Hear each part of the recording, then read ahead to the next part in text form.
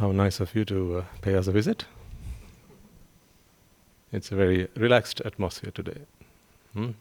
I'm clad a little less formally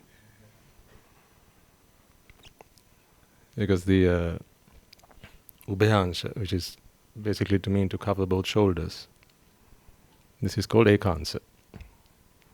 There's a deeper meaning to it. We can talk about that another time. It is a way we have to, say, dress up, within air quotes. I don't like to use that phrase as a monk, to dress up. It takes me back many years. A place I don't want to go. So we dress up typically when we go out. So when we are at home, so to speak, this is acceptable. That's not to say that you cannot be in the ubhayansha, but this is perfectly fine. But what that means is I can be more flexible. So I don't have to worry about the tube always trying to fall off my shoulder, and just gives me a little bit more room to maneuver, shall we say. So it's been a week, actually more than a few weeks, hasn't it, since I've had a chat, or I've had an opportunity to admonish you, speak with you. Any new faces today? Give me just a quick show of hands. Thank you. Thank you. Welcome to the monastery. Perhaps new to, not just to the monastery, but also to Gateway to Nibbāna. Perhaps. Okay. No. Regulars to Gateway, but new to the monastery. All right. Okay. So, you all had the good opportunity. I say we all had the good opportunity is probably the better. It's actually the truth. We all had the great opportunity to speak or to listen to Guru Thero a couple of weeks ago. And then last week you had Maitri Thero, so full of metta, aptly named. I always tell him, aren't you so full of metta? And he says, no, Sankandru, it's just my aspiration. That is what I want to be, not who I am yet, he tells me. See, it's really rather interesting, isn't it, how when we go forth in the sasana, we drop our lay names and we pick up something to, actually something of an idol, or an ideology even, if you like. Something to aspire to. Our names must speak for that. What are we trying to get out of our lives? So what does Rajasingha mean to you then?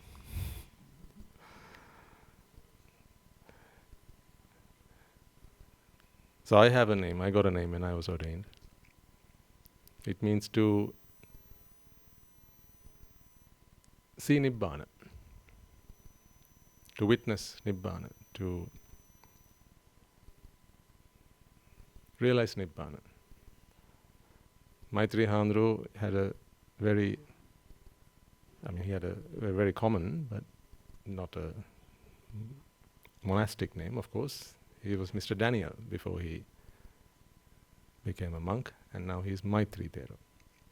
And the same goes for all of our monks. And I remember so vividly the talk that he gave at Rajagiriya upon his ordination, and he precepted you when he got there. And he said, my name hopefully speaks for what I want to become. To be compassionate, to have loving kindness towards all. Something I can cultivate. So, when people refer to you or call you by that name, it's a reminder, isn't it? So whenever I call him, Maitri Handru, are you there? So that's a reminder to him that it is something that he has to aspire to. Isn't that wonderful? Always constantly being reminded as to what you should achieve to. We have many beautiful names like that in the sasana. One Swamin Wahanse is called Buddha Sarana. One Swamin Wahanse is called Sasana Rakhita. What a wonderful name that is. So it's always a reminder to him what he must achieve out of his life, what he's there to do, what he came to the sasana for, to protect the sasana. One Swamin Wahanse is called Dhamma Rajagiriya. One Swamin Wahanse, we all very trusted, Sudassi Handru. You've heard him speak before, and he speaks to your children every week. Su again is Nibbāna, the truth. Su, Dasi, to see. So these are names that we get when we come into the sasana to remind us what we have come into the sasana for. So what does your name tell you? No, I mean, many people have very meaningful names. They do. There are very meaningful names. Now, when I was a layman, my name was Vimukti. I asked my father why he named me that. He said, I don't know, I've always wanted to name my son that. Is the only answer he had to give. Little did he know. Little did he know that the prophecies were right. Because he hadn't gone to these astrologers or anyone really. He hadn't gone to anyone. He just always had in the back of his mind that if he has a son, then he will name the son Vimukti. And so I ended up getting that name. I didn't know for what reason. Today I reflect, and we could, in retrospect, you can always look back and say, well, that was a pretty meaningful name. But then at the same time, there are many Vimuktis who are anything but. Now, don't you think that I'm talking about that particular Vimukti? I never said that. I'm not responsible for the mischief that's going on in your own minds, okay? So, I'm just saying, see, Siddhartha. What a wonderful name that was. Siddhartha.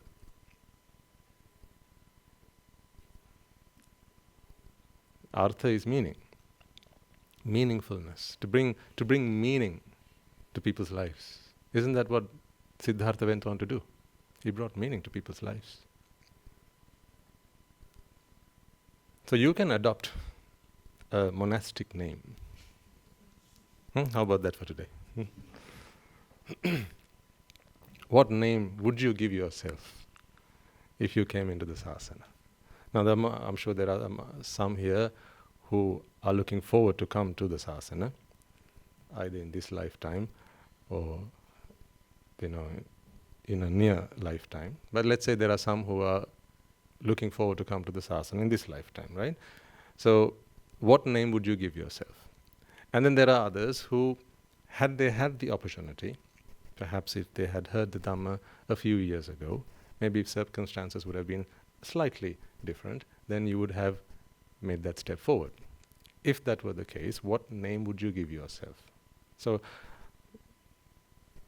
just for a bit of fun. I just want you to think about it. What name would you give yourself? So I can see the cogs turning in your heads. This one, that has a nice ring to it. This basically what I'm trying to say is, you should name yourself based on what you aspire to. So if you want to name yourself Sasana Rakhita, for instance, then that is what you should be. Otherwise, there's this song I remember very fondly when I was a young man. There's this song that came out. Do you remember? A Sinhalese song. It was very popular. Ping Malu Wale.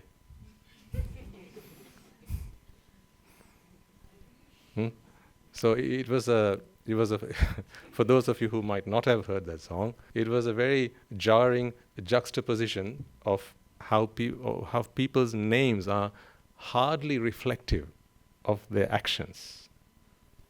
Kusalhami Malubana. Remember? Yeah. So Kusalhami typically should mean someone who is very virtuous, right? Someone who is diligent in their practice, kusal. Malubana. goes fishing.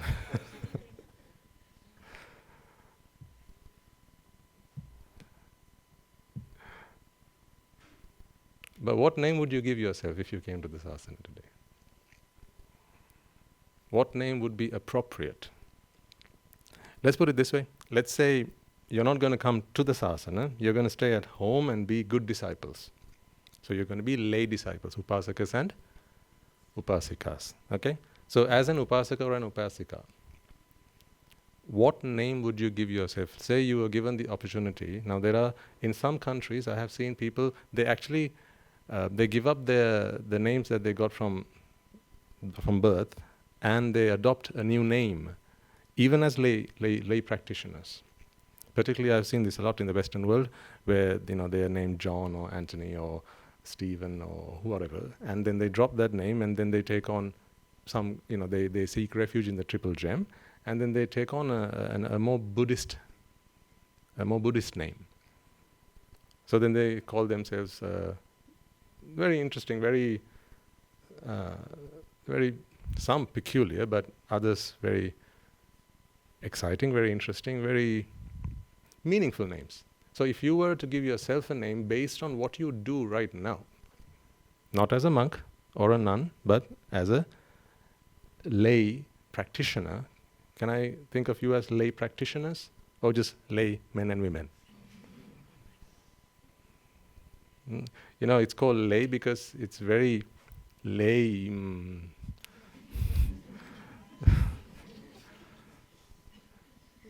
But I don't like to think of you as just lay. If you're lay, just lay down and just forget about it. I like to think of you as lay practitioners. Wherever you are, whatever circumstances you find yourselves in, you're trying to apply the Buddha's teachings into your life. And you're trying to develop yourself. You're trying to uplift yourself and elevate yourself and become more than who you were when you were born. So that as you live your life, it becomes a more meaningful existence.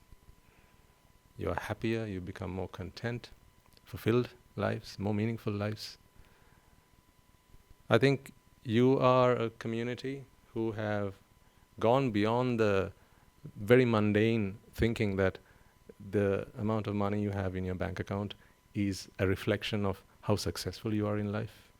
Because we have seen many so-called successful people who, towards the end of their lives, all they have is regret. I mean, who wishes on their deathbed that they went to the office another day? Who wishes on their deathbed that they had more money in their bank account? On their deathbed, who wishes for that? If anything, right, people would wish that they had their family with them. I'm speaking from a very mundane perspective. If anything, people would wish they had their family with them, or they could have had more time, more quality time with their family. No one wishes for another mansion, or a house with a swimming pool, or another car, because now they're on their deathbed. What good would come to them by having had more? It's now too late for all of that. But if you ask people, what are your regrets? I don't know if you've ever had that opportunity. Maybe it's not a question that's appropriate at that time, so I suggest you don't ask that question. From someone who's gasping for their last few breaths. What are your regrets? Unless they volunteer it themselves, perhaps it's not a question that you ought to ask them. Even in those last few moments, if you are a noble companion, one of the best things you can do is try and remind them of the good that they have done. So bear that in mind as well. If you happen to find yourself at in the last few moments of your mother or father passing away, or perhaps another, a sibling of yours, maybe even a child if circumstances take. It's funny how life turns out in the end, isn't it? A parent never wishes to pass away before their children, but sometimes before their very eyes, they sometimes have to see that happen. We don't know God's plan. By God, I mean, One day someone told me, if you want to crack a joke, if you want to make God laugh, and you want to crack a joke to make him laugh, show him your plan. I thought it was very profound. Isn't it? If you want to make God laugh, you want to crack a joke with God, what do? You show him your plan. And then God says, I mean, don't you all have plans? Like when you have children, what is your plan? I will, my child will always be there with me.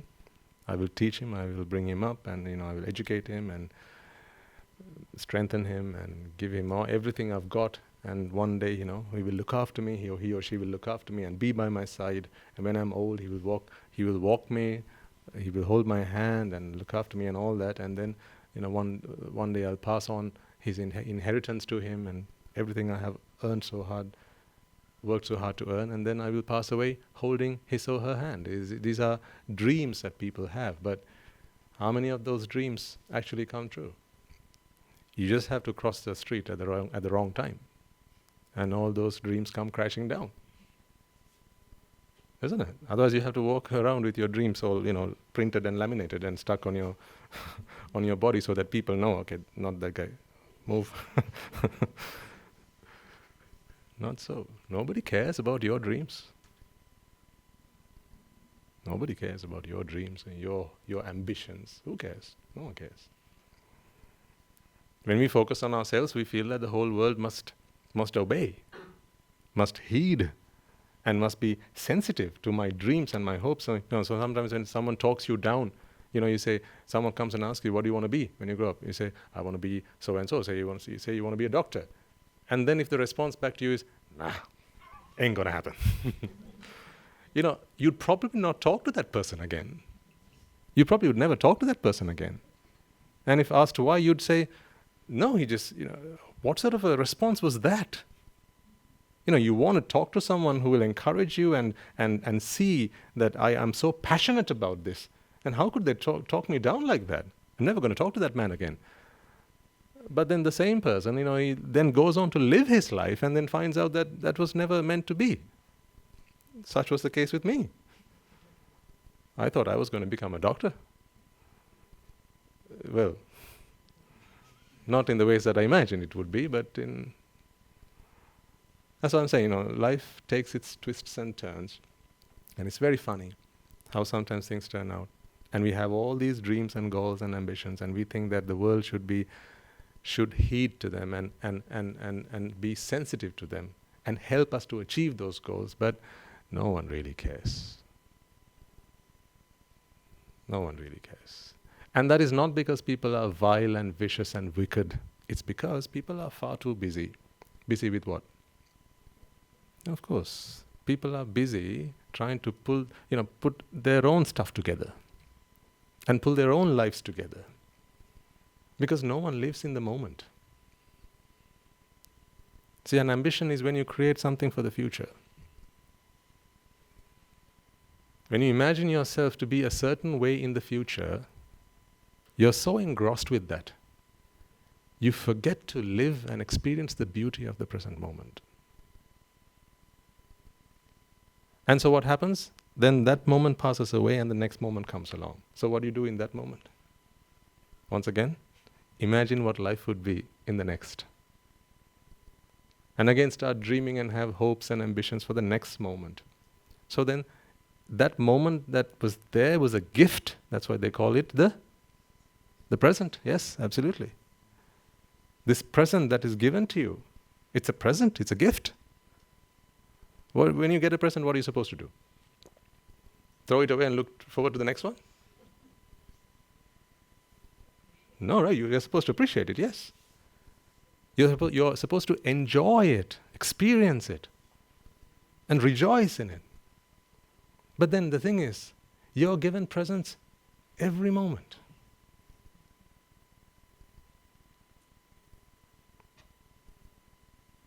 Think about it for a second. We say life is a present, life is a gift. But when you talk about life, you actually don't have 60 years of existence right now, do you? What do you have right now? Just this moment. How do you know that you have 60 years of life? No one knows. Well, what about the past? So let's imagine you've lived for 45 of those 60 years. Are you suggesting to me that you've had a 45-year-long life? No, that's again because you imagine yourself in the past. You've now created that past again. The truth is you neither have a future nor a past. You are who you are in this moment, ladies and gentlemen. Try to come to terms with that. Do try to come to terms with that. Before you leave today, try and make sense of what I'm trying to get across to you. When you go to the Valimaluva this afternoon, try and reflect on this. What is this appeal to you? What is this invitation to you? To live in the present.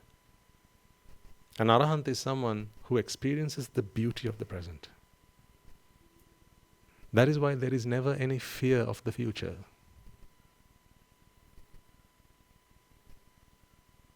Tanhaya vippamuttassa natti soko kuto bhayam.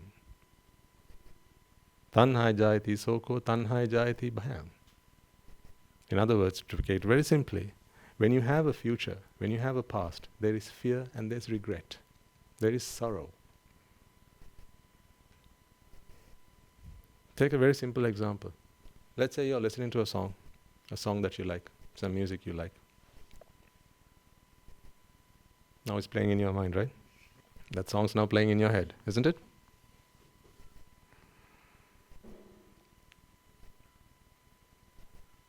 Let's imagine I played that song for you right now. Whatever that song is, we play it on the speakers, we play it for you. So now you're listening to it. When you listen to a song, the more you enjoy it, the more of it you want to listen to. So actually, you want to hear the next bit of it. That's why when someone stops it, like midway, what do? You become a gecko. What do I mean by becoming a gecko? There you have it. That's gecko sankhara. Careful now.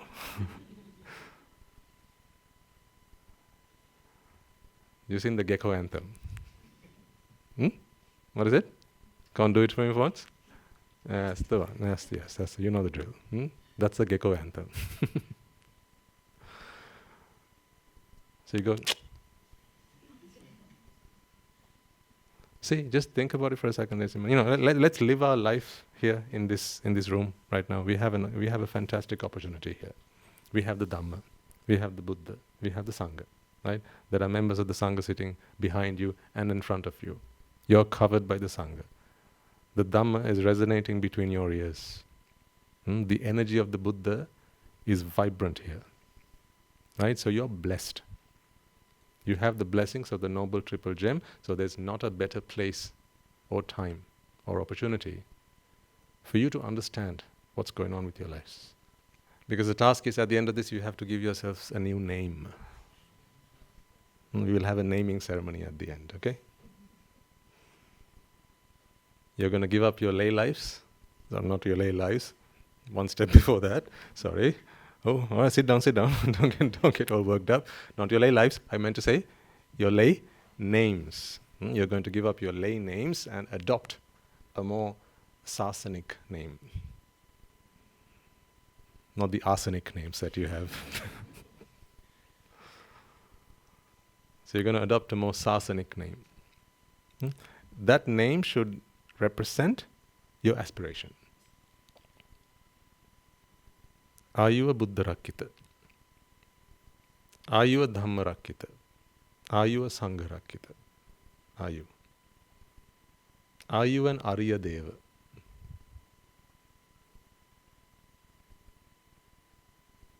Are you a Dhamma Jiva? Are you a Garava Magga? I ask you.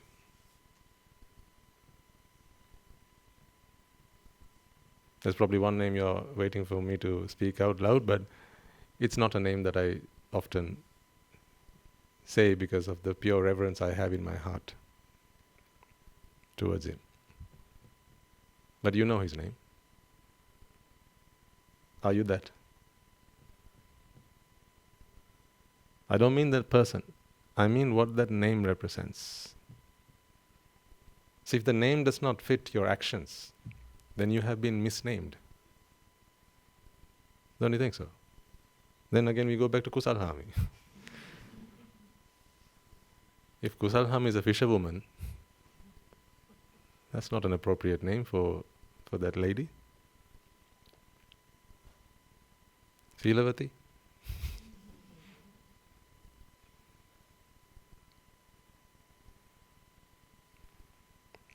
Karunadasa?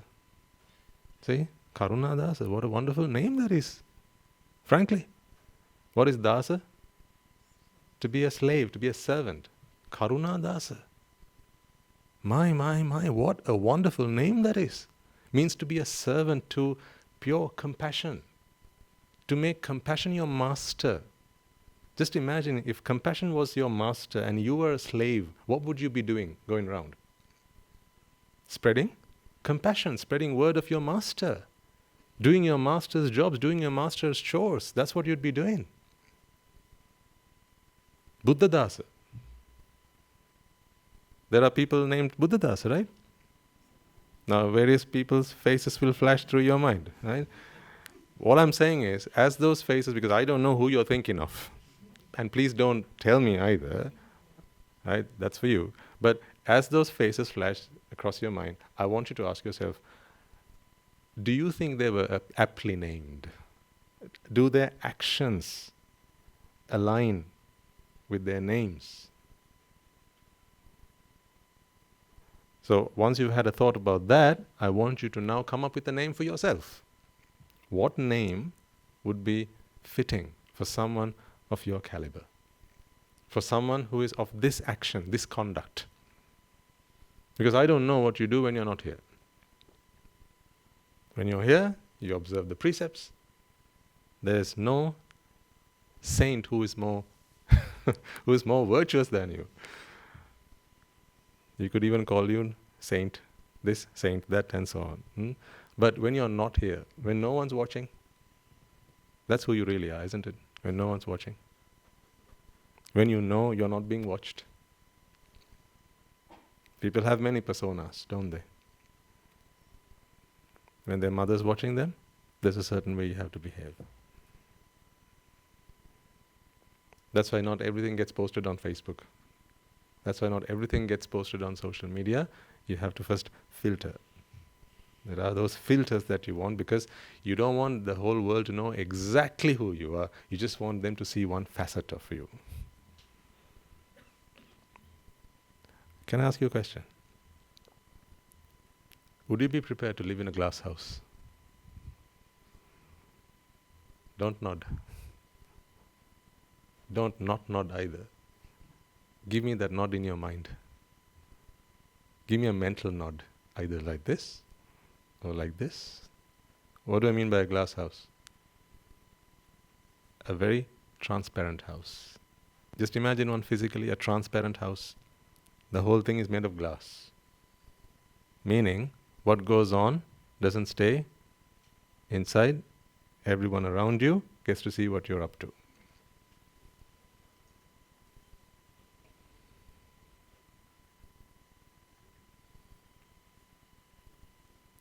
So you might ask me, Swaminatha, when I go to the toilet, I don't want people to be seeing.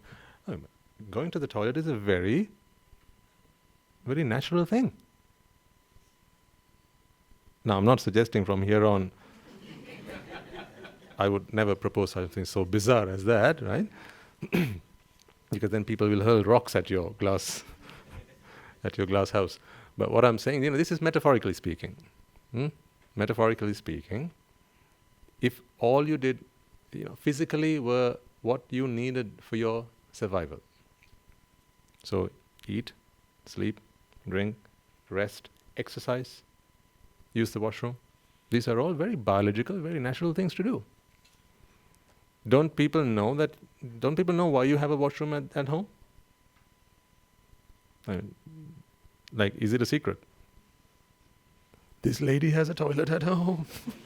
Did you know that? Of course, we all know that.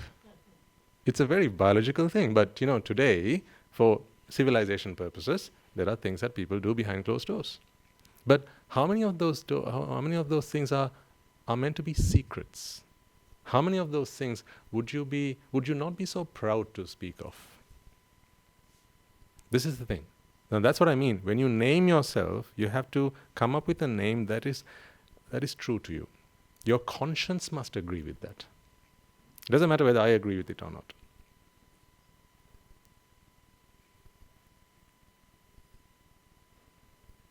Can you show who you really are to the rest of the world? Or is there only one part of you that you want the world to see? You might ask me, Swaminathan says, what's the deal though? Should we live such a transparent life? Is it so important that the world knows who we really are? Should we not have a private life? Well, you're not yourself then. You are not who you really are then. Then you are a manifestation of your egos. Otherwise, I ask you, why are you embarrassed about certain things that you say or you do? Why are you embarrassed about certain things? Why do you have regrets?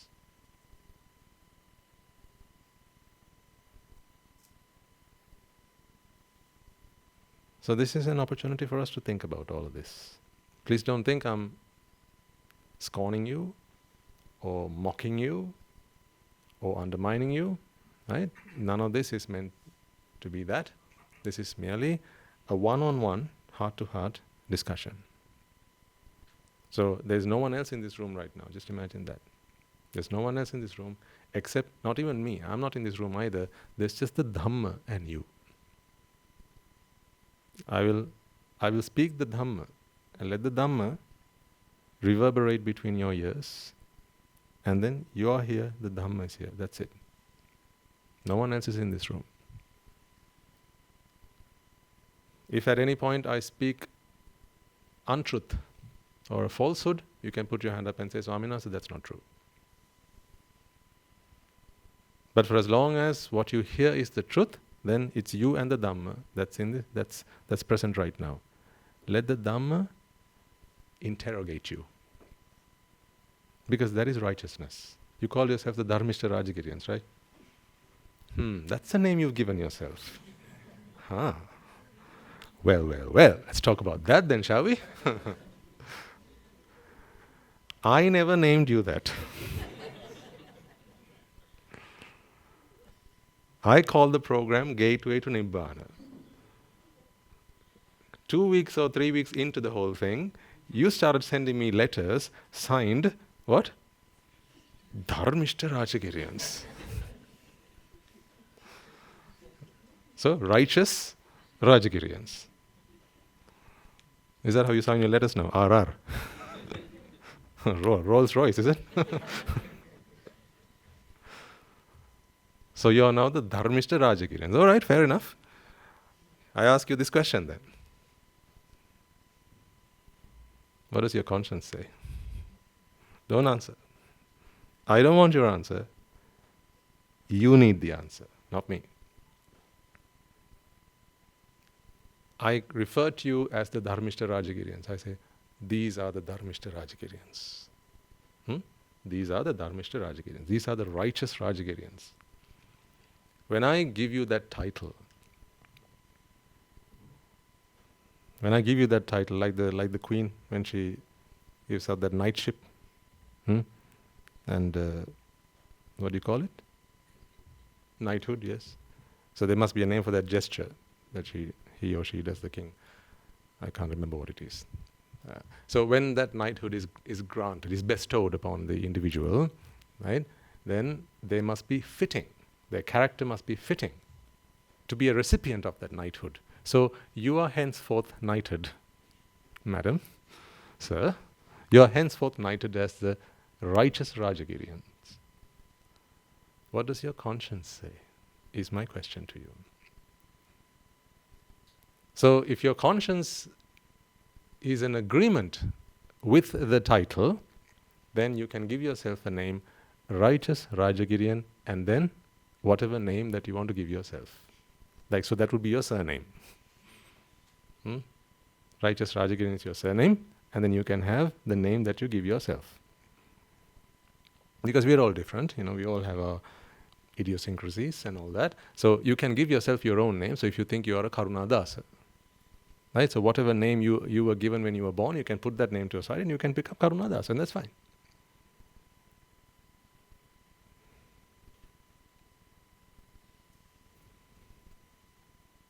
We have a Swamin Wahanse called Saddha Sila. What a wonderful name. What a beautiful name. Saddha is conviction. Conviction in the Dhamma. In the Dhamma. Oh, yes, of course. Sila. Conviction or Sila through conviction. Purity through conviction. Not purity out of pure practice, but purity through conviction. Because your purity can also be a ritual. Couldn't it? I observe the precepts, and from till this time to the time I forgo my precepts, I will conduct myself in this manner. So today you have taken on the 8 precepts. 8 precepts this morning? Good. So this evening you'll be precepted the 5 precepts. What if we don't?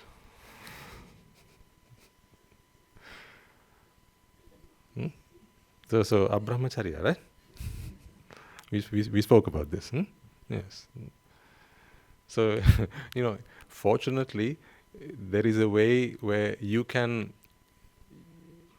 renunciate your precepts and take on the 5 precepts. Just imagine if the Swamin Wahanses were the only ones who could do that. You think we would ever push you back to the 5 precepts?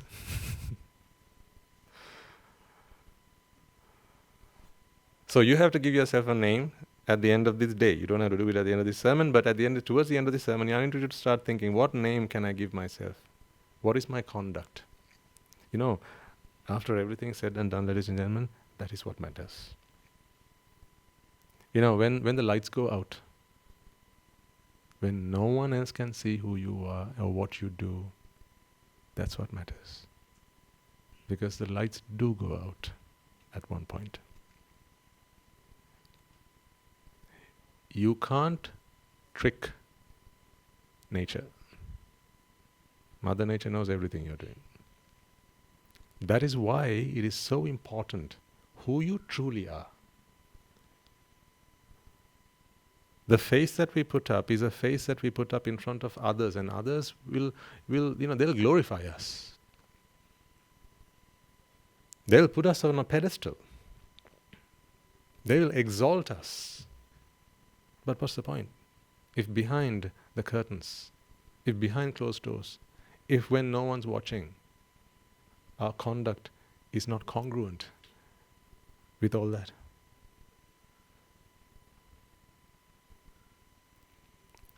That's why it's important to be genuine.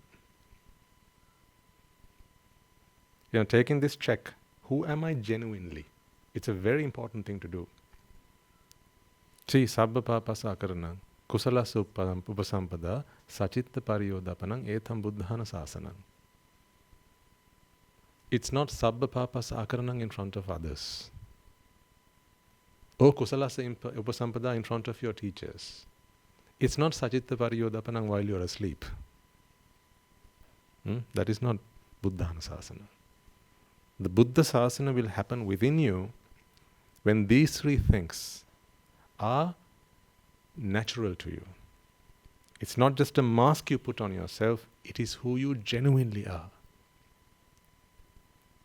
But of course, when we are in and amidst society, communities, when we are at the workplace, when we are among friends, right? When we are at the marketplace, when we go shopping, when you are at school, when you are at wherever, there are ways in which we have to conduct ourselves. Those are good manners, behaviors that we adopt, right? When we learn how to behave when we are in those various places. But that's one thing. What I mean is, what is your level of sila? Your virtuousness. What is your level of morality? It's a very important measure. These are your KPIs. This is your bottom line. As a human being, your key performance indicator is how genuinely virtuous you are, not how virtuous you are in front of your boss. If in front of your boss you put a good show, I'm always very genuine, sir. Right? I'm always here on time. You say that to your boss, but the truth is, no, you make up the numbers. Who are you kidding? You can fool your boss, but you can't fool your maker.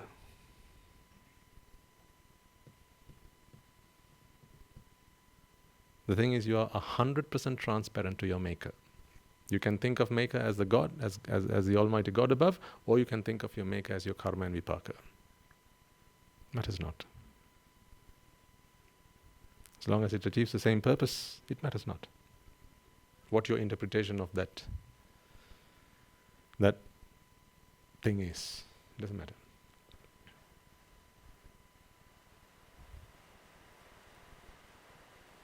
So I want you to start to think about what name you want to give yourselves. At the end of this talk, you will have shortlisted a few names, maybe one or two. But remember, you have to be, your conscience cannot be crying out loud saying, how can I be named that? I'm nothing like that. Your conscience cannot be crying out loud. Your conscience will start accusing you then.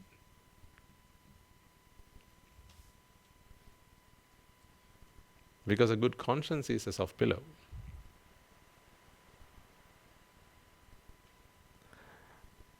It's okay to live a lay life. It's okay to live a lay life. I've always spoken about the distinction between living a lay life and lay attitudes. Do you remember? We've spoken about this in the past. I'm not trying to extract you from your lay lives per se. What I'm trying to extract you is from your lay attitudes. As long as that attitudinal shift has happened, it really doesn't matter whether you're clad in maroon or you're clad in white or colors. It really doesn't matter. It really doesn't matter whether you have head on your... No, it matters you have a head on your shoulders, but it really doesn't matter whether you have hair on your head or not. It matters not.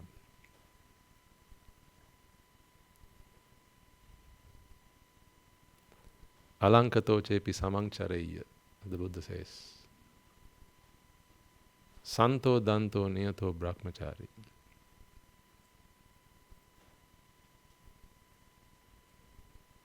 Sabbesu bhutesu nidhaya dandang. So brahmano, sa samano, sa bhikkhu. There was once a minister in the Buddha's time.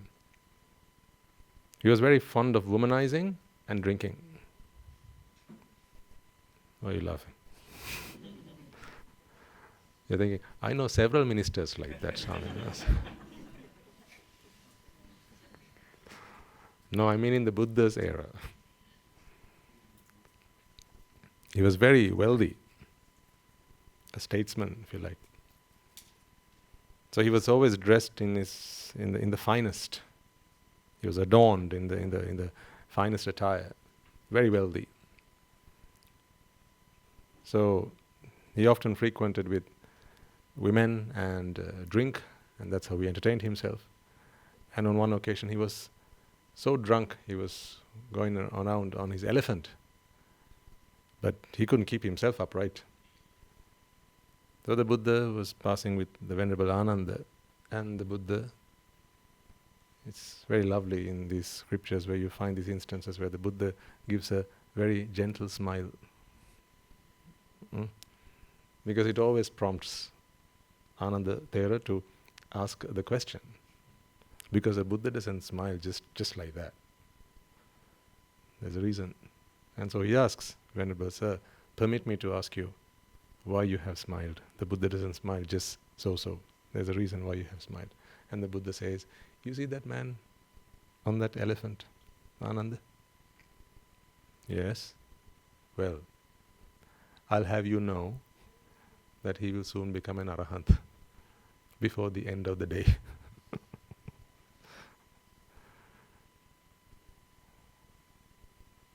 If you saw a man like that,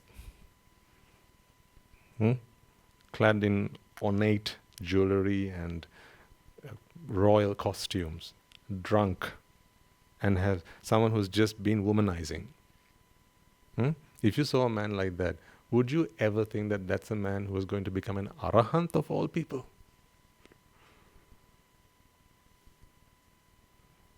So that is what put a smile on the Buddha's face. Now you can imagine the Venerable Ananda's response to that. Thankfully he knows that when the Buddha speaks, it will always be the truth. Just imagine if someone else had said that. That would be the day, wouldn't it? That Ananda Thero would become hysterical. But the Ananda Thero asks, "Sir, permit me to ask you again. Are you sure? This man?" Ananda, wait. Wait and see. So to cut a long story short, this man carried on, and he was back to his womanizing and all that. And on one instance, one of the women who was dancing in front of him, she just fell dead. She fell dead in front of his very eyes. He had deep affection towards this woman as well. And that completely shattered him. He couldn't bear to see what had happened in front of his eyes. It shocked him to the core. So he picked himself up as best as he could. I think the whole event made him go sober. just seeing all that happen in front of his eyes. He picked himself up and he went running, looking for the Buddha. Met the Buddha and said, "Venerable Sir, I have just witnessed something I never thought I would. I'm a man of great wealth. I'm a man who lives in luxury. I have enjoyed myself all my life. What is this that has just happened in front of my very eyes? How am I to understand this? How am I to overcome the grief that has overtaken me? It's so overwhelming. Please preach to me. Teach me the truth." And the Buddha speaks. Dangerous things happen when the Buddha speaks. People stop in their tracks. Sansara that has been winding for countless eons, all of a sudden start to rewind. And at the end of that sermon, this man becomes an Arahant. In all his attire. Even when he became an Arahant, he was dressed the same way he was when he was on the elephant. With his jewelry, with his royal, whatever you call it, all that. Right? He was just the same man. Physically, he was the same person. That's when the Buddha says, Alankato, meaning it matters not how you are adorned, how you are dressed. Alankato, alankara. To help you make sense of that. It matters not what you look on the outside. Santo danto niyato brahmachari. Someone who is restrained in their faculties. Someone who is virtuous in their mind. Someone who is settled, is tranquil. Sabbesu bhutesu nidhaya danda. Someone who is compassionate towards all sentient beings. Sabbesu bhutesu. All sentient beings. Sabbesu bhutesu nidhaya dandang so brahmano. That is who I say is a brahmana. So samano. That who I say is a samana, a shramana. Sa bhikkhu. That is who I say is a bhikkhu. Now, who do you call a bhikkhu? You think you're looking at one. See, bhikkhus don't always come in robes. They don't always have a bald head. They don't always carry one of these or an alms bowl. That is not what a bhikkhu is, not certainly in the Buddha's definition of a bhikkhu. How does the Buddha define the bhikkhu? Alankato sepi samancaraya, it doesn't matter what you're dressed in. But santo danto niyato brahmachari. Does he live the noble life? Brahmachari. Brahmachari is the noble eightfold path. One who has fulfilled the noble eightfold path, or is on the process. His path is the noble eightfold path. Santo danto niyato. Santo danto, in other words, settled, tranquil, at ease, at peace. And also, sabbesu bhutesu nidaya danda. Towards all sentient beings, he is compassionate, has loving kindness. That is a bhikkhu. Now, why do I say this? Well, you have a task at hand. I appreciate, ladies and gentlemen, that not all of you can come forth as I once was able to do. But believe you me, that won't stop me from inviting you from time to time. But that is not for everyone, because I appreciate that not everyone can do that, for whatever reason. But then there are those who can, and they need the invitation. Otherwise, why would they consider it, right? That's why, when we talk to an audience, there are people of all categories. People who can, people who are still on the verge of it, people who haven't even started considering, people who are, almost there. They just need a little bit of a motivation. There are all sorts. So that's why I talk to them on occasions and say, right, come on. The opportunity is ripe. It's ready for the picking. What are you waiting for? Then there are those. But then, even when you hear me, or Guruhandru, or whoever speaking to you and say, why don't you come join us? Take the essence of that. Even if you can't make that physical jump, what the invitation is to become a bhikkhu. Who is a bhikkhu now? I've just explained to you. Sabbesu bhutesu nidhaya danda. Are you someone who is always compassionate towards all sentient beings? Has that happened within you? Because it's not something you can just, make a resolve and say, from here on I'm going to be compassionate towards all sentient beings. It doesn't work like that. I mean, you can't even be that to your family, let alone all sentient beings. Ask your family whether you're always compassionate towards them, and they will tell you.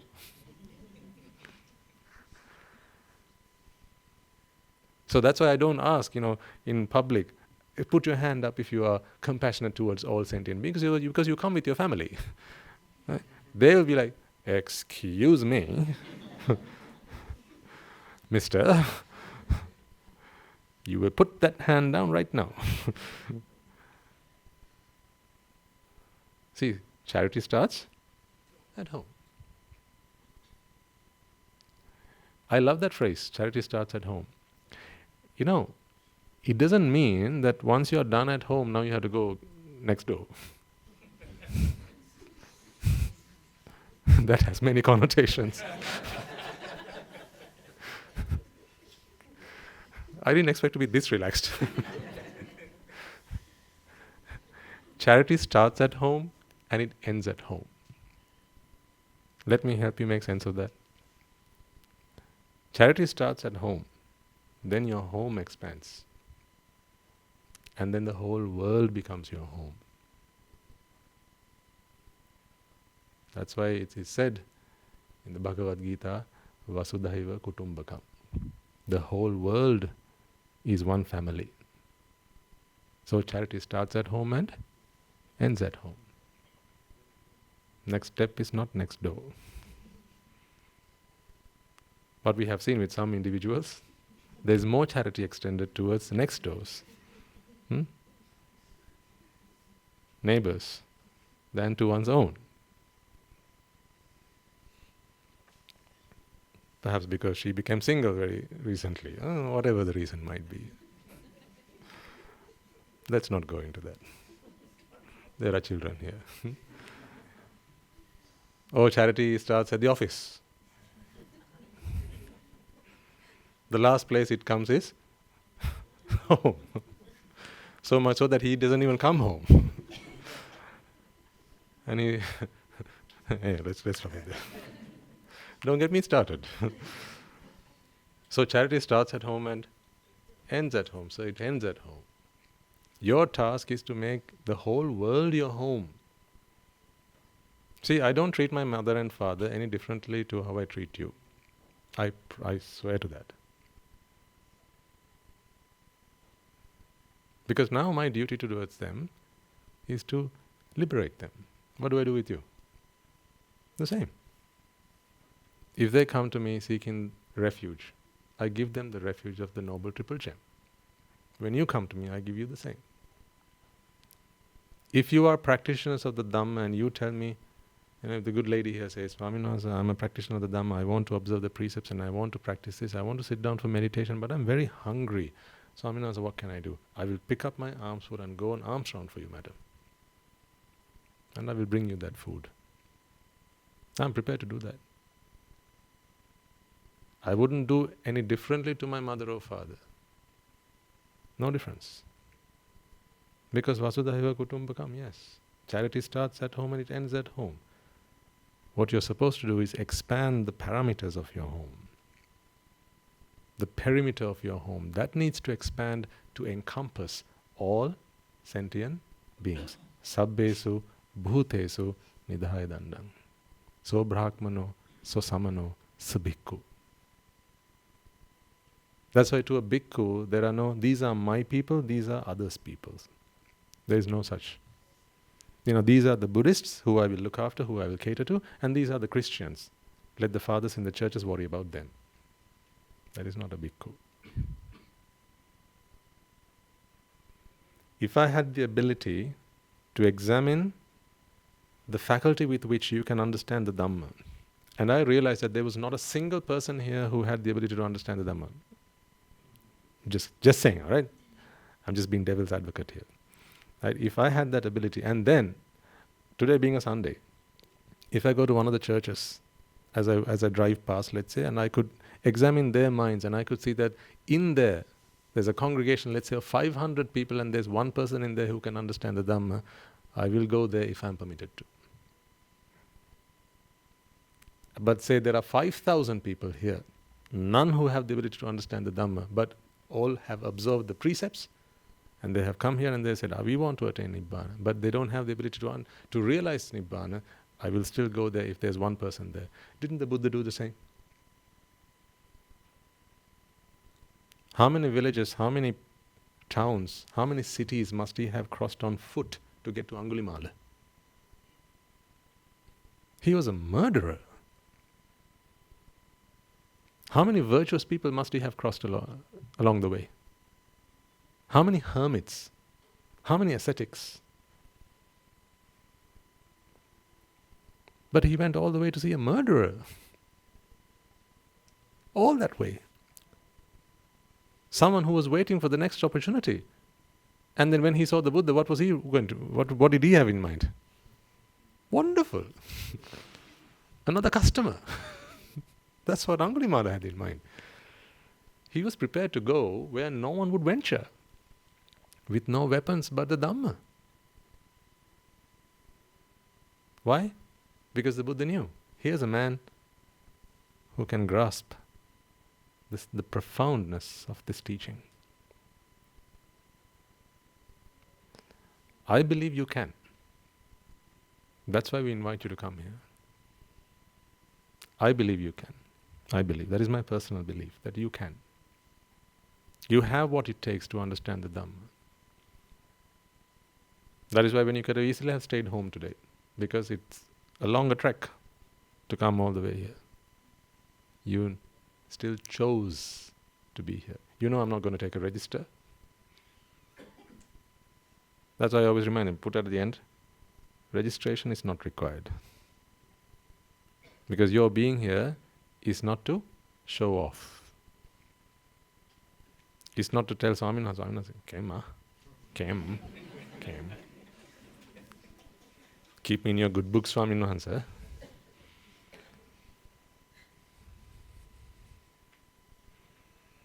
No, we have to be practical, ladies and gentlemen. We've got to be practical, down to earth people. Why do you think I moved this out of the way? Practical. Let's be practical. It's fine for this to be there, but if I can't see this lady here, who is so earnestly and so eagerly, who's come here, sat down, and she wants to engage with the Swaminathan and listen to the sermon properly, this thing is sitting in the way. It's a distraction. That's what I'm saying. Let's be practical in day-to-day life. Let's talk about what's going on with our lives. Who are we fooling? If we don't. If we didn't talk about what's really going on with our lives, who are we fooling? We can think to ourselves, we are very virtuous, we are very holy, we are all saints and all that. But, when the lights go out, that's what I'm saying. When the lights go out, when no one's watching. But your Creator has always got His eye on you. Once again, Karma Vipaka or God Almighty. However you want to look at it. That's what matters. It's the bottom line. That's what really matters. So when you give yourself that name at the end of today, you can name yourself again, right? So it doesn't have to be one for the rest of your life, right? So maybe today you give yourself, you're not prepared to go all the way, not Karuna Dasa, maybe Karuna Mitra. I'll be friends with Karuna, can't be a servant to Karuna just yet. Or Karuna Swami. Or Karuna Chutta Chutta.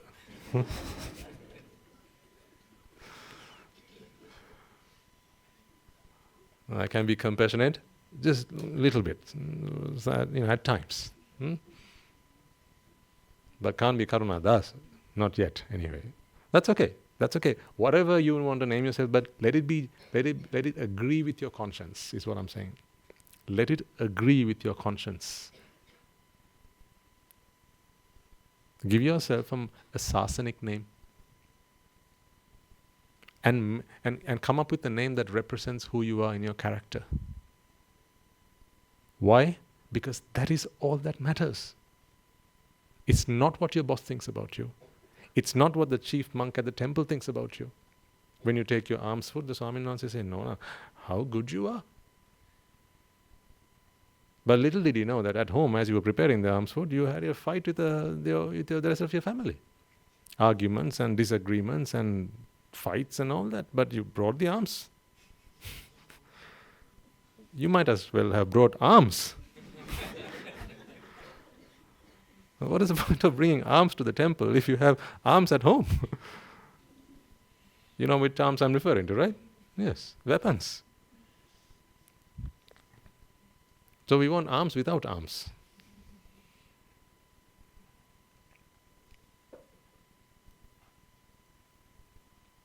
So today maybe you are just a little bit karuna, just a little bit metta, just a little bit serene, just a little bit tranquil, just a little bit okay with what's going on, with everything. That's okay. Then that is what you should name yourself. So that you know that is going to be your metric. And then in a few months' time, once you have listened to the Dhamma a bit more, practiced a little bit more, and you're getting that general vibe that, it looks like I'm becoming a more sabbe subhutesu nidaya danda.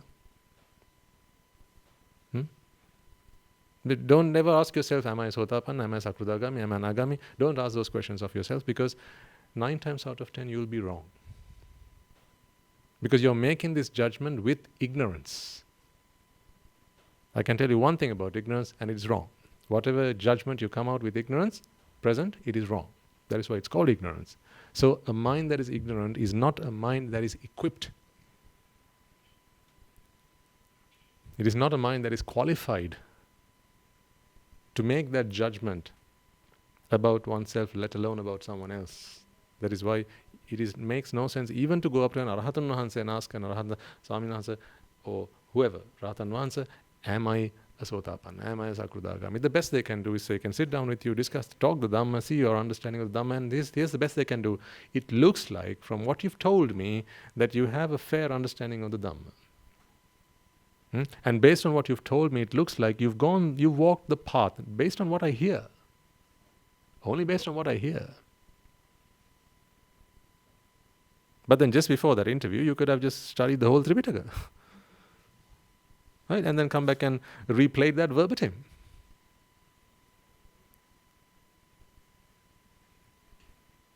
So let's not gauge ourselves based on that, the noble stages, because those are not things for you to achieve. Those are things that will happen to you. You see, coming first in class, you can't go get that. It gets given to you. You can't get the gold medal. The gold medal is given to you. If you could get the gold medal, you just walk up and grab it and say, this is mine. No, that's not how it happens. Show us you're worthy of it. Show us that you're worthy of it. And then don't worry, you will be given what you deserve. So when you are worthy of becoming a Sotapanna, ladies and gentlemen, you will become one.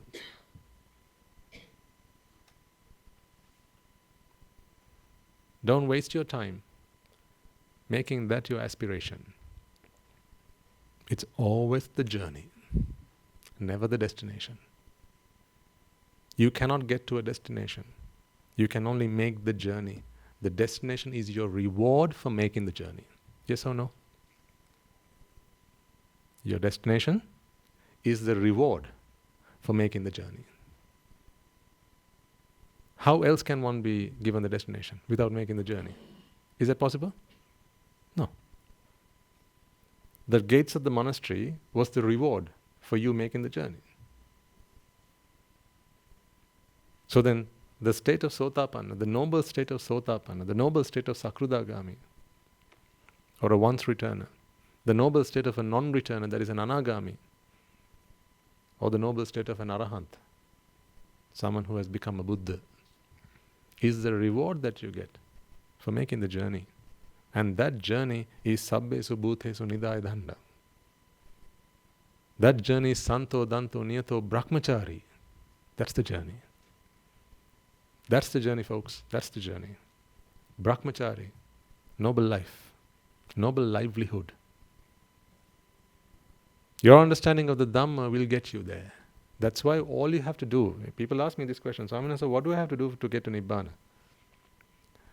The first thing you have to do is try not to get to Nibbāna. Otherwise that becomes your greatest vexation. When do I get to Nibbāna? When do I get to Nibbāna? Can I get to Nibbāna today? Can I get to Nibbāna today? Which way is Nibbāna? That way, this way, that way? No. Stop trying to get to Nibbāna. Nibbāna is like the medal. It gets given to you when you are deserving of it. Don't strive for Nibbāna. Strive for nobleness. Strive for ease, peace of mind. Strive for compassion. Strive to be okay with whatever is going on around you. That's what you ought to strive for. Strive for your sila, your virtuousness. And what is sila? It's not the precepts that you observe. It's how prepared your mind is, how settled your mind is when things are trying to ruffle your feathers. When your circumstances are pulling you left, right and center, how okay and how at peace you are with all that. Strive for that. Nibbāna is the reward you get. I've seen plenty of people who want to get to Nibbāna. They forget that to get there, they have to be present today. So they imagine a Nibbāna in the future and they are worried, they're so worried about when Nibbāna is going to happen to them, immediately in their minds they have forecasted the future, or forecast a future. And now they live in that future. So when you live in the future, the present of today, the gift of today is gone. You've lost.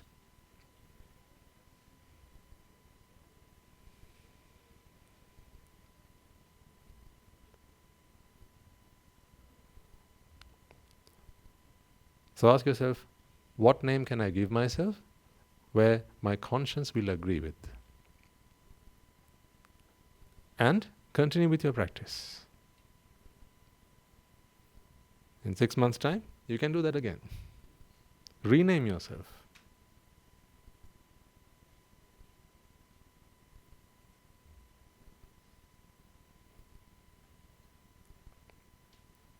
Once the Buddha was asked, Venerable Sir, to get to Nibbāna, what must I do? The Buddha says, nothing.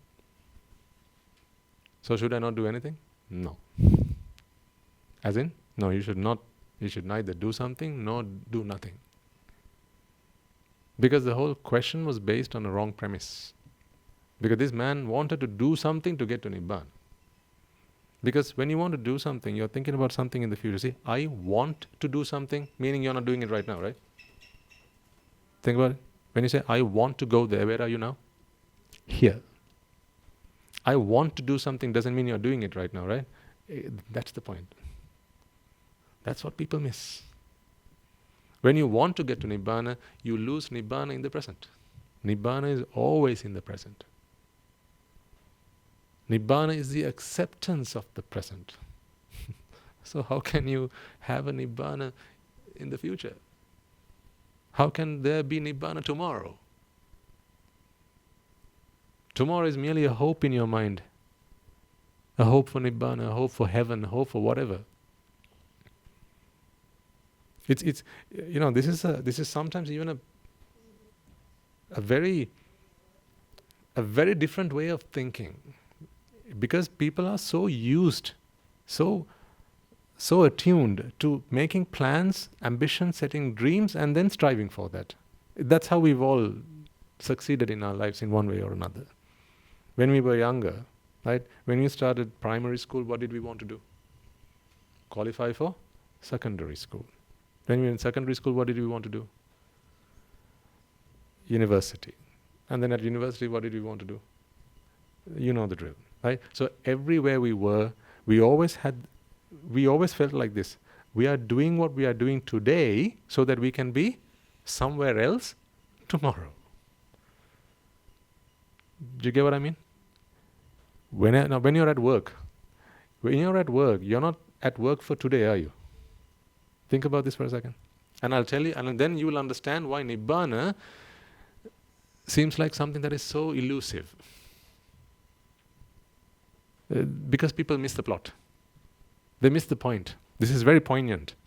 That's why I need you to focus on this. This is the crux of it.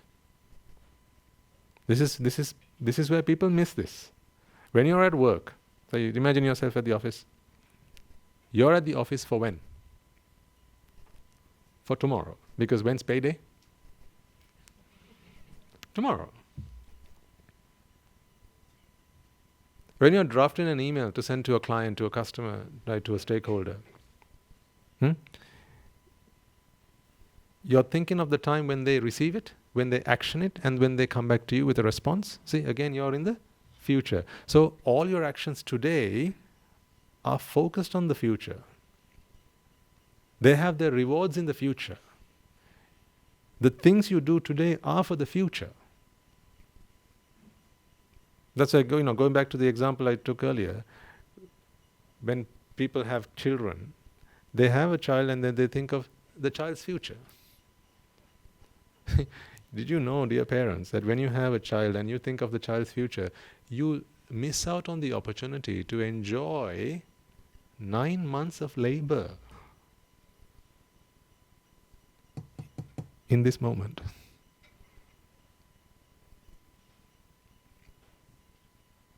You miss out on that. Because in your mind, you're thinking about the child's future. So you can't enjoy your child as he or she is today. Just think about what I mean. See whether you agree with me at least. If not, tell me and I'll leave and someone else can come and come to the talk. See, your child comes home, right? She's drawn a beautiful picture. And the child brings you the picture. Right? Say, Ammi, see, I drew a nice picture. And then the child shows you the picture.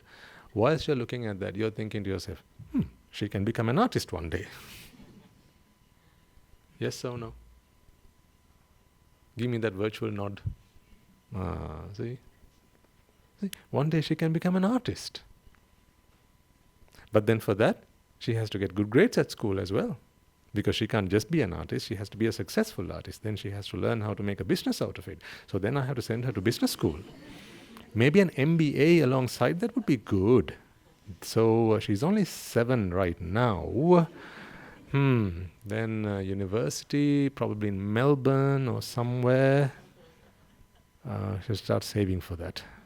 Oh yeah, I have to speak to my husband later on today. Where is the child? Ami, picture? What a pity. What a real pity. You went through 9 months of labor and 7 years of hard work to bring your child to that. So now, that picture is 9 months of labor plus 7 months of upbringing. 7 years of upbringing. And then she has brought you that picture. That is the result of all that hard work. So rather than enjoying what's in front of your eyes, you've already planned a future. Actually, you're busy planning her future. So you don't get to enjoy her. You don't get to enjoy the present. That is the pity. That is what happens when there's a self inside you. This ego, sense of self. Your sense of self invariably forecasts the future, and it puts a track from here to the future. So that future can be either tomorrow, can be later on today, can be in 6 months' time, 6 years' time, maybe 60 years into the future.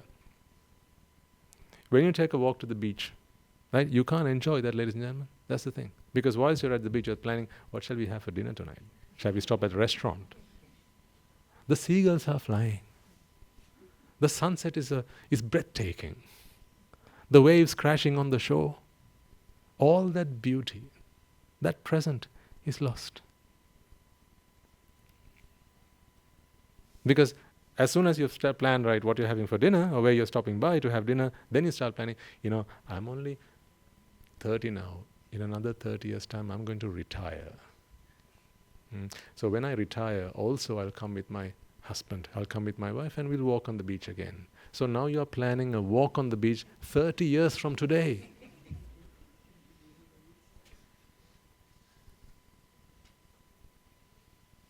You're busy planning 30 years from today. The irony of all this is a future only exists in your perception, only in your mind. That future does not exist anywhere other than in your mind. But the present, it's here.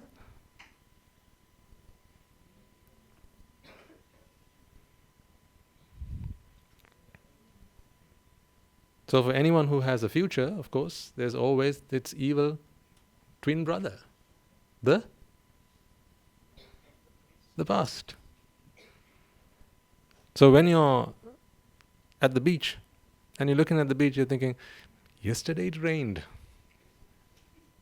If only we came here yesterday as well. Or last week when my son came down from Melbourne, because you sent him there for his high. When he came down, I could have come to the beach with him last week, but now he's gone. The present is flashing right in front of you. You're either planning for your retirement in 30 years or you're thinking about the past that's already gone. The funny thing is, you can't stop that from happening. It happens because it's not you who's doing it. It happens. It happens because a sense of self creates in your mind, and the moment that sense of self is created, it needs a domain, a dimension to live in. See if you can make sense of this. The sense of self needs a dimension. It needs a domain to live in. That domain is the domain of time. See, another word for a sense of self is the sense of existence. What question comes to you immediately when I say existence? How long? See? How long? Length of time goes hand in hand with existence, right? But the very sense of existence means existing over time. But the thing is, no such thing is actually there. Existence is only an imagination of the mind. It is the result of abhisankara. It's when the mind goes into a state of vexation. And that vexation, once it becomes intolerable, now the mind creates a sense of self, it creates a domain called time, and then the mind forecasts the future and retrospects at the past. How things could have been different. How things were better in the past. And all the while you're living either in the past or in the future. What are you foregoing as a result of that? What are you sacrificing for that? The gift of the presence. Once again, as much as you listen to this, you can't stop that from happening. Why can't you stop it from happening? Because the sense of self is created in your mind. How do you stop that from happening then would be the pertinent question to ask. Swaminatha, we get it. I don't want to live in the future anymore. I realize that every time my mind travels into the future, flies into the future, I end up sacrificing the present, the beauty of the present, I end up sacrificing that. And every time I have to, I'm whirled back into the past, Swaminatha, I go back into regrets and sorrows and all that, when I'd much rather be in the present. But so I know that I cannot stop it from happening, but it's happening in my mind. How do I stop that? You stop that by realizing what it is that's doing it to you. You stop that by realizing the cause and effect principle of jati.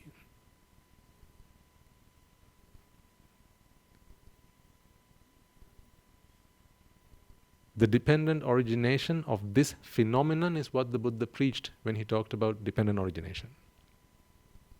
This phenomenon we just talked about, how you are cast into the future and you're whirled back into the past, right? This phenomenon is a product of your sense of self. When the Buddha talked about dependent origination, he talked about the dependent origination of the sense of self. If you recall, tell me, what is it all rooted in? Where does it all start? Ignorance. Avidya paccaya sankhara. Remember? You would have repeated this like a mantra, like when you chant Pirit and so on. We always talk about this. This is where all Pirit chanting start. When you have overnight Pirit chanting. Avidya paccaya sankhara, sankhara paccaya vijnana. See, avidya, ignorance. Ignorance of what? Ignorance of how this whole thing happens. See, this is the thing, folks. Wealth may bring you all sorts of material possessions. Okay? All sorts of material gains. Wealth can bring you that. But the plight of it is this. Let's imagine you buy this costs a lot, let's say, $1 million. And you buy this. You are so wealthy that you could afford something like this. Excellent, well done. But here's the deal. Whilst this is here, you can't stop yourself from thinking, what if this was like this? What would happen when these flowers wither away? What would happen with time? Might this always be like this? What if someone steals this? Should I have picked a different color? See, you're constantly traveling the timeline. Time travel is real. You're doing it all the time. It's real, but only in the mental domain. You're always traveling into the future and into the past. This is $1 million. How much is this in the future?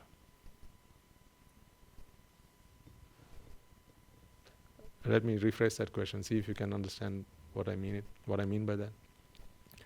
This is $1 million, right? So if I sold this now, I returned it, I could probably get my $1 million back. If I sold it to someone else, I could probably get the same amount. Okay? Keep it simple. This is $1 million, right? How much is this in the future? Before that, answer me. Does the future exist? Where does it exist? Only in your mind. So this exists in the future only in your mind because the future only exists in your mind. Okay, so how much is this in the future? How much? Words? It's worth nothing because it does not exist in the future. How much was this in the past? Yesterday. Say I brought this last week. I bought it last week. Last week meaning 7 days ago. How much was this yesterday? Where's the past? Go back in your mind about this yesterday. How much is it?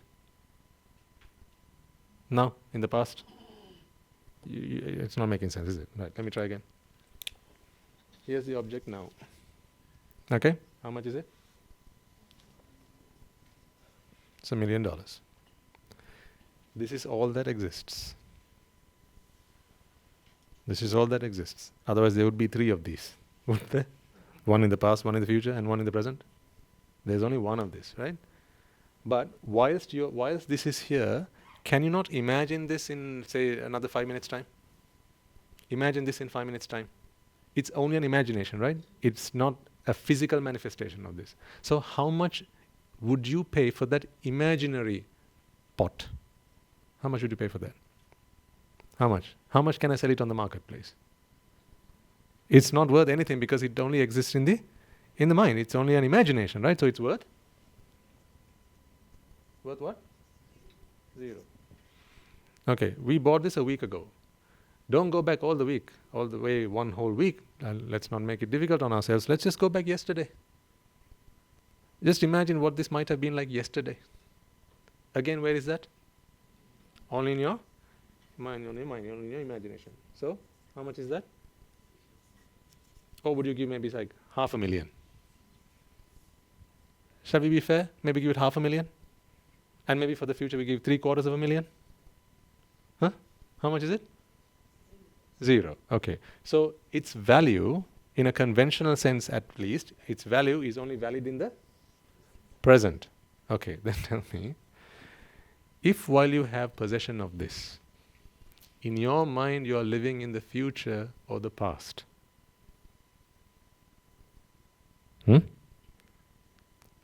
what are you associating with? Are you actually gaining anything from the $1 million that you spent at the shop buying this?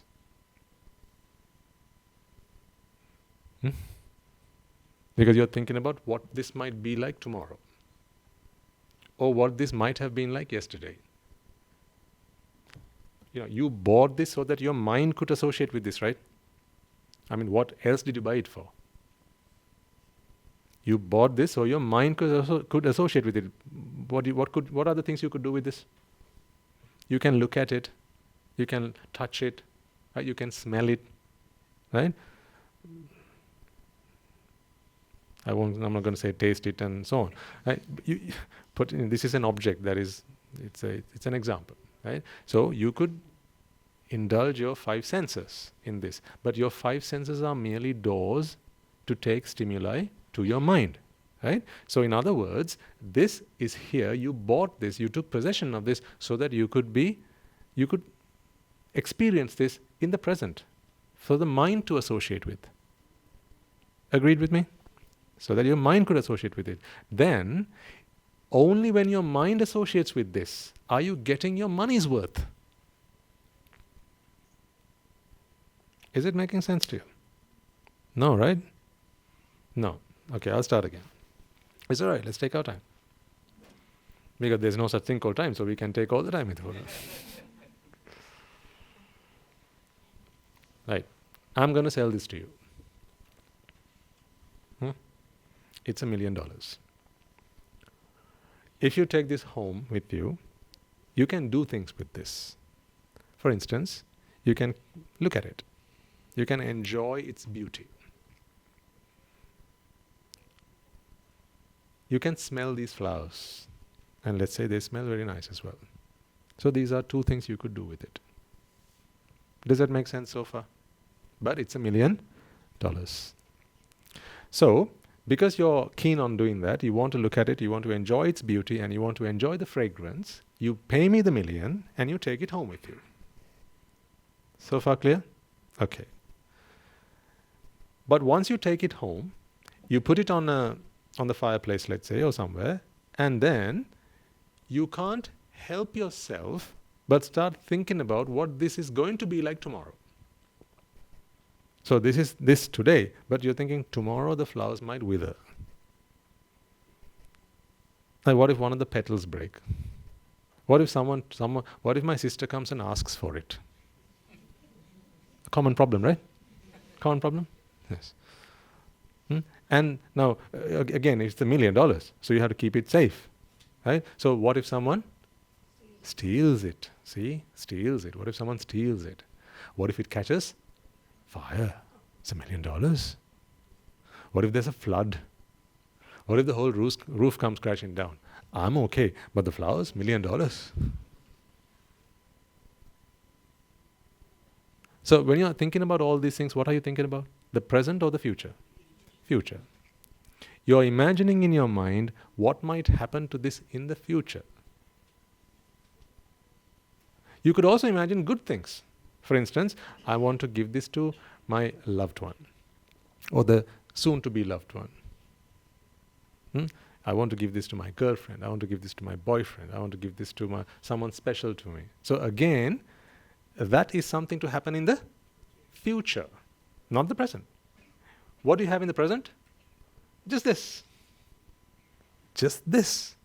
All those events, either fortunate or unfortunate, they're all in the future. Okay, so where is this flower pot in the future? In your mind. In your mind. It's not this one, is it? It's what would happen to this or might happen to this in the future. So, in the future, this only exists in your mind. How much is it? You know, if this was worth that much even in your mind, then every time you look at this, someone must charge you for it.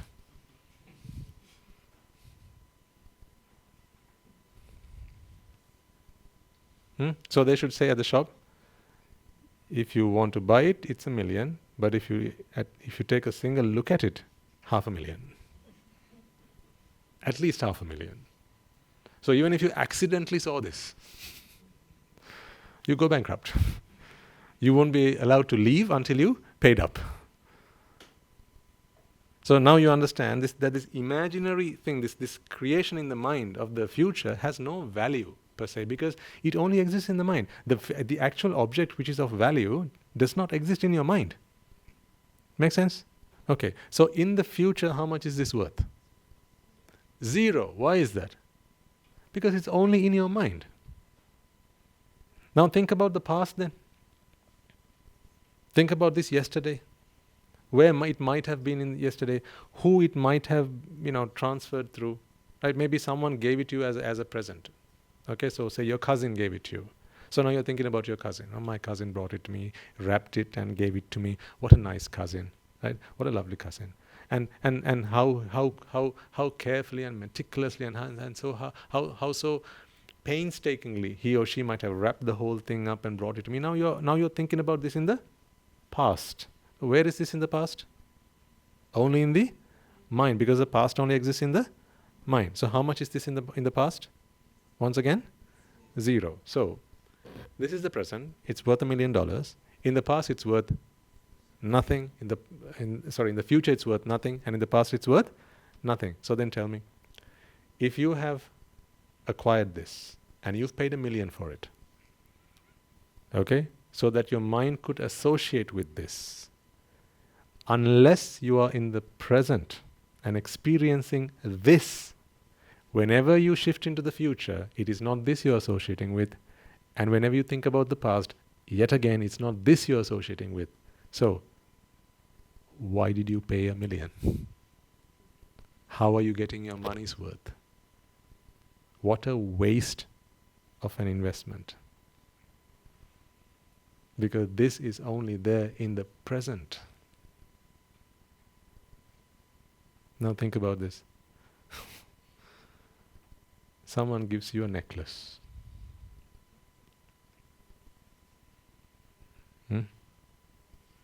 So I said, can we talk about something possible? I hear the ladies say.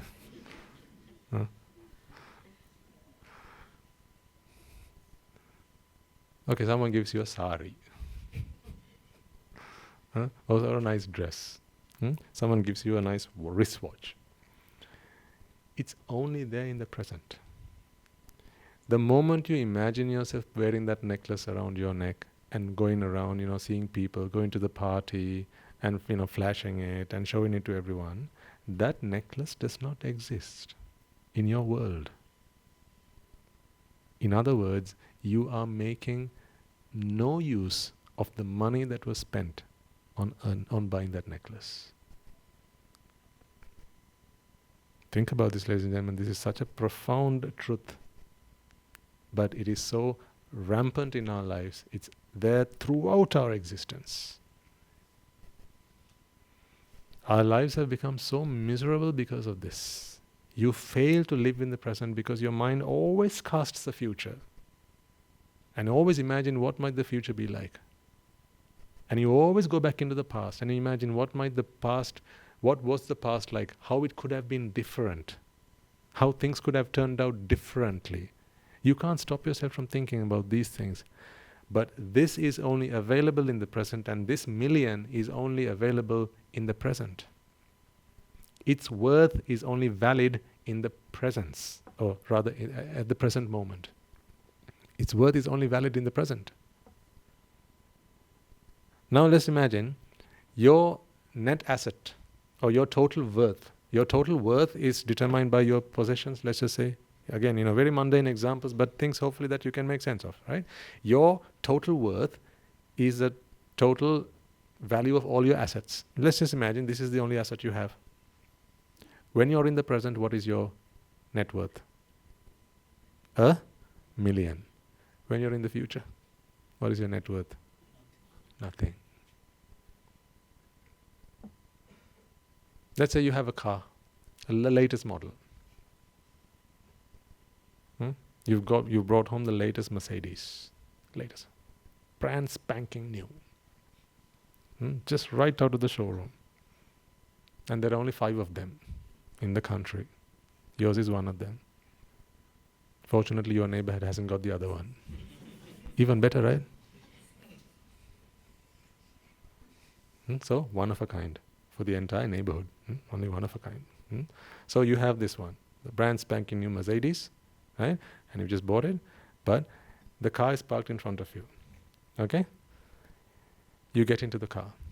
Now you have that new car smell. Nice, right?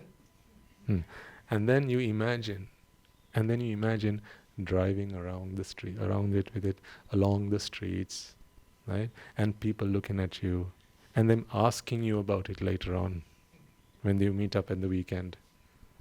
The neighborhood starting to talk about all that. All the hush, those whispers, the neighborhood whispers about how you have just acquired a new car. Embarrassed. Don't be. I'm not talking about you, I'm talking about the self. It's not you. Don't you worry. I'm trying to save you from yourself. That is why I'm trying to point out to you that when these things happen in your mind, that is not you. Who's it? The ego. Your sense of self. It's not you. It's not you. That's why it makes you laugh when I say such things. Because it's embarrassing. But you can't help yourself from doing it either. When you wear something nice, you want other people to appreciate it. Otherwise, why would you? When you wear your hair, you put on your earrings, you put on your makeup, you put on this, that and the other, your stilettos and you do your French manicures and all that, this, that. How do you know these things, Swaminas? Yeah, well, I didn't fall from the sky, did I?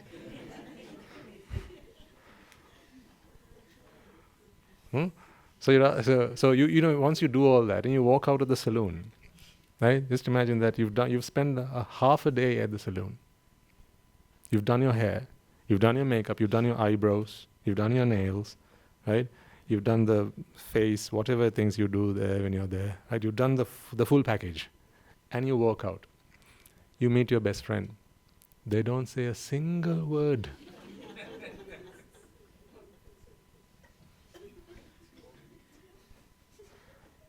They don't say not a single word of appreciation. That is the last day she's going to be your best friend, right?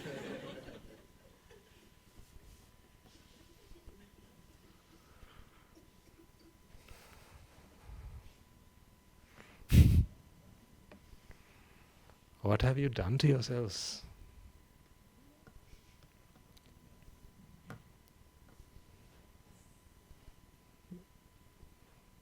What kind of a life is that? Living like a leech, sucking on other people's blood of appreciation. What kind of a life is that? Why can't you be content on your own? You know, you can't see what you look like when you walk out of the saloon. The last time you saw the way you looked was when you were in front of the mirror. But you're the one who had to go through all that, who had to sit down for all those long hours, and as they plucked all those eyebrows, ouches and the ooches and the,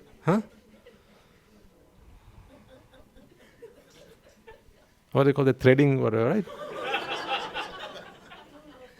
I know everything. I'm a practical man. I know more, but I won't say anymore. You're the one who has to endure all that pain. Because you want to look the part. But you can't see yourself. You're just the one who endures the pain. All you do that is for someone else's appreciation. Now just imagine they don't appreciate you. They don't give you one complimentary praise. They don't at least say, "Oh, you look different today." Not even that. They see you, walking out of the salon and go, looks like it's going to rain, isn't it? All they have to say is something about the weather, not about you. How does that make you feel? Your whole world collapses, doesn't it?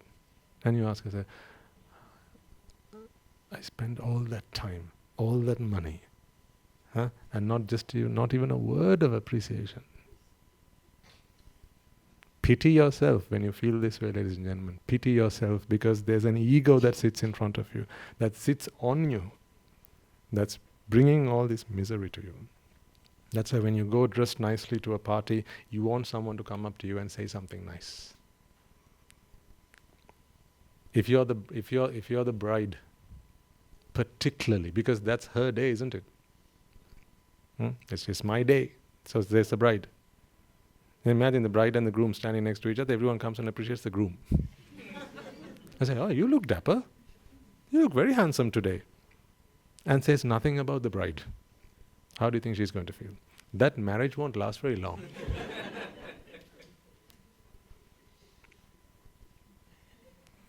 If you're the groom, it is advisable that whenever such compliments come to you, at least pass them. "I only look like this because I'm stood next to this goddess." At least your marriage will survive for another few years. This is not you. This is not your true nature. This is your ego. You're a victim of your own ego. That is, you can't help yourself from feeling this way. I know that. Because I've been there, done that. I know what it feels like. I feel less like that now. I feel much less like that now. So I ask myself, what happened? How did I go from that to this? The Dhamma.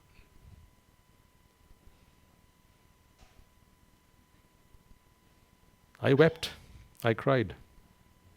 I yearned for attention. I wanted people to appreciate me. I wanted people to take note of me when I walked into a room.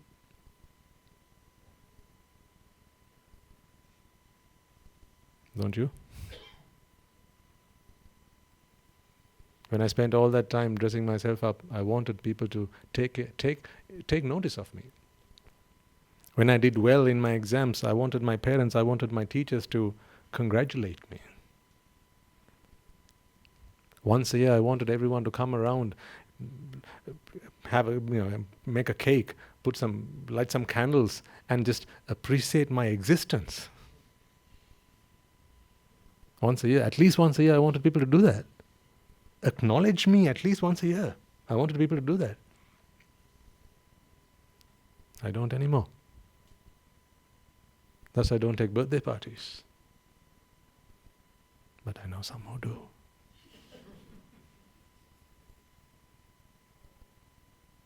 Just imagine, you have two children, right? Two boys. Say they're identical twins. For one of them you take birthday parties, for the other you don't. What do you think that child's going to do?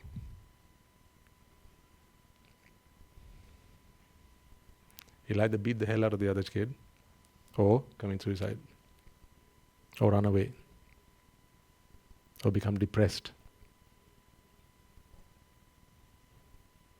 At least they will not let you live in peace.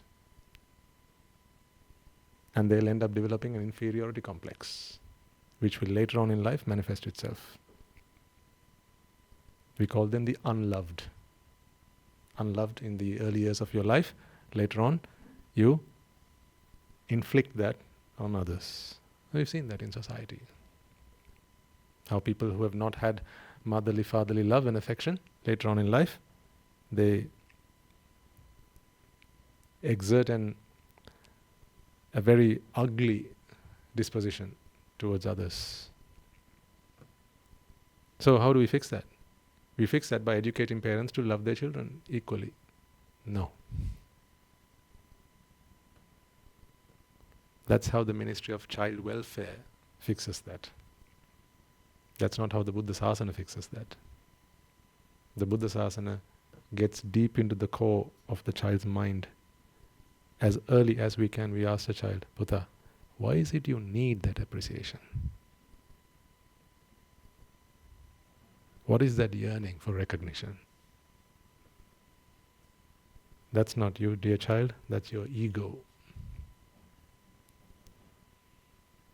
And we help the child come out of that. That's when an ordinary heart becomes a noble heart. That's what we do with them. Because ordinary hearts always look for ordinary appreciation.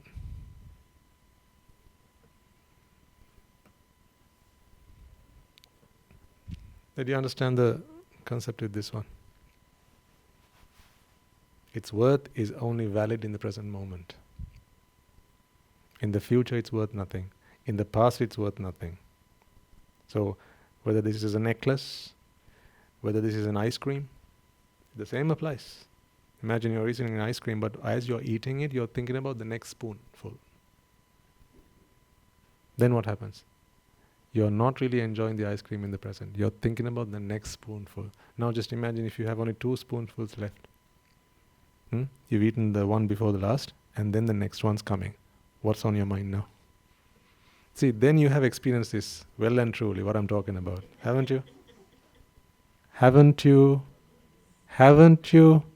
Yes, you have. Right? When it's the penultimate spoonful, and you know that the next one is going to be the last one, there is not a snowball's chance in hell that you can enjoy that last spoonful, because the only thing on your mind is, finished. It's finished. Doesn't that last spoonful taste the same as the one before that? And the first one you tried? But you don't get the same level of enjoyment out of it, right? Why? Because now you're living in the future. You're living in the future, you're living in the past, yes. Because you're thinking, in the past I had more, I had lots. Or in the future I'm going to have none. Look at what's happened to me. But there's a spoon full of ice cream, the most delicious one, in the present. You can't enjoy that. You understand that when I talk about an ice cream and the experience of starting it and finishing it, the whole unified experience. But when you take individual chittas, it's the same story. But chitta on chitta, it's the same story. We are talking at a macroscopic level. Go down to the microscopic level. When you're talking about individual chittas, the same concept applies, ladies and gentlemen. You just don't feel it. Because the next chitta looks at an ice cream, oh, I've got a few more spoonfuls. But that chitta, that previous chitta that just passed away, giving up all hope. See, this is what I'm saying. You need to reap the benefits of the sasana. It is not a luxury. Don't think the sasana is a luxury. It's not a luxury holiday to go on, if you can afford it. This is not a luxury. It is what every sentient being must have. This is your birthright. If you don't have the sasana, folks, you have nothing. I tell you. If you don't have the sasana, you have nothing.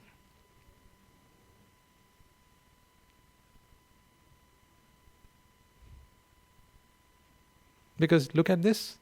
In your mind, you're thinking about the future. What do you have? Nothing. Or look at this and think about the past. Now what do you have? Nothing again. But when you have the sasana, now you're in the present. Because you have killed your ego. You have killed your sense of self. Your sense of self is what projects this timeline, which puts you into the past or into the future. So once you have the sasana, now you have everything. Now you have everything. See, to get all you want, you have to give up everything you have. What are you prepared to give up? May those words resonate between your ears for now and forever. To get everything you want, you have to give up everything you have. Unless you give up everything you have, you will never get what you want. You don't have what I have because you have not given up. You haven't got what I have because you haven't given up yet. To the extent to which you have given up, to that extent you will have been given. Because giving starts the receiving process, right? Give and you shall get. In more ways than one, don't you see now? We can use it at a very two-dimensional, mundane level as well. You give something, you get something back. That's the thing. If you give something, you get something back. But what if you give up? Then you get everything back.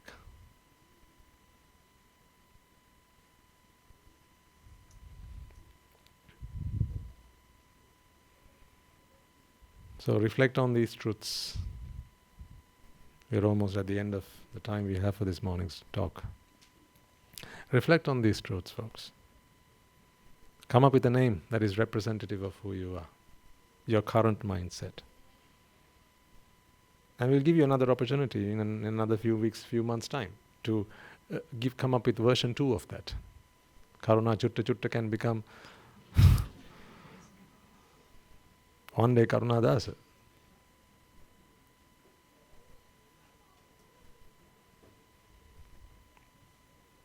But that internal transformation is the whole thing. And like I reminded you earlier on, don't focus on the destination. Don't try to become a Sotapanna, you will never become one. Don't try to become a Sakrudagami or an Anagami or Arahant, and you will never become one. It is the acceptance of what is present. Because when you want to become a Sotapanna, are you in the present? No, because you want, meaning you don't have it now. So you have cast a future. In the future, it is not you, that's the self. So a self can never become a Sotapanna. You see? That's the logic. You can never become an Arahant by wanting to become one. There are plenty of stories in the Tripitaka of people of that sort. There was one monk who was an Anagami and he was really working day and night. He wanted to become an Arahant. And he went around saying, I have all these supernatural powers. I can levitate myself. I can look into the past. I can look into the future. I have all these powers. But how come I haven't become an Arahant yet? I so want to become an Arahant. That's all I ever wanted. To which his teacher's advice was, that's the reason. That's the reason. You want to become an Arahant, right? That's why you're not one.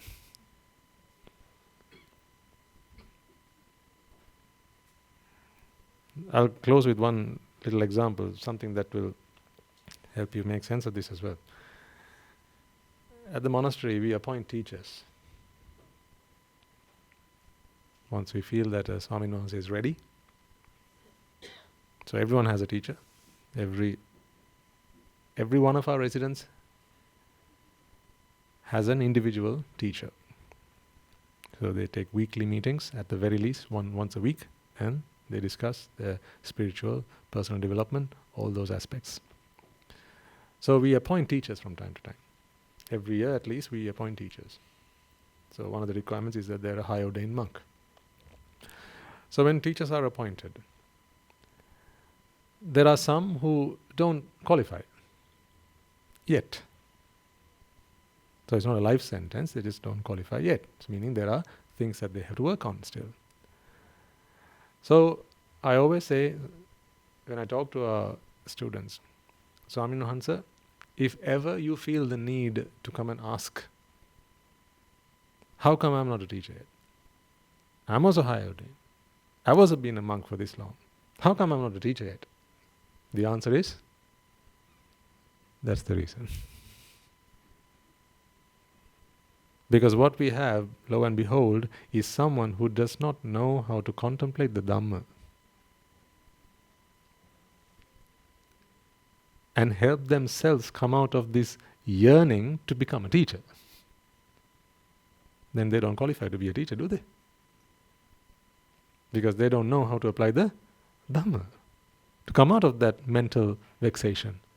So, when you make that request, that itself is the disqualification. I don't mean verbally, even mentally, if that request keeps coming up, so much so that they have to voice it, then they really don't know how to contemplate the Dhamma yet. So I say, that is the reason you're not a teacher yet. So how does one become an Arahant then? The day that they no longer want to become one. Because there is no one to become an Arahant one. It is just the acceptance of the present. Acceptance. That acceptance of the present will happen when you eradicate ignorance, and along with that attachment, and along with that vexation, and along with that abhisankara, and along with that bhava, along with that jati, which is your sense of self. Because it is your sense of self that projects that future and expects you to be someone. Your dreams, goals, ambitions, all these things into the future, ladies and gentlemen, just like this is $1 million, but you can't enjoy this because you're thinking about what this might be and what it could have been. In those moments, this is worth nothing. In vain you spent $1 million on this. So you should really be able to return this and get your money back. And only, it's only an Arahant who should have to pay full price for this. Don't you think so? So really, when you go shopping, ask for a discount. Then they'll ask you why. Say, I'm not an Arahant yet. So even when I buy this thing, I take it home, I'm always going to think about the past and the future. So I don't enjoy it in the present. So surely I shouldn't have to pay for that. I intend on being present for about, maybe 2 or 3 minutes a day. When I contemplate the Dhamma. Or just pay for Sunday mornings. When I'm in the present, I just pay for Sunday mornings. The rest of the week, give me a discount. You should be able to ask for that. But the truth is, they won't give you a discount, but they'll charge you full price. And alas, you are not going to get your money's worth. So then tell me, to get your money's worth, what is the only thing you can do? What's the only thing you can do? Live in the present. How do you live in the present? By killing your ego. Because once your ego is exterminated, there is no future, there is no past, only the present. That does not mean you can't plan the future. That does not mean you can't plan the future. It does not mean you can't reflect on the past. That's not what I mean. It's not about thinking about the future and the past, ladies and gentlemen. It's about living the future and the past. It's a different thing.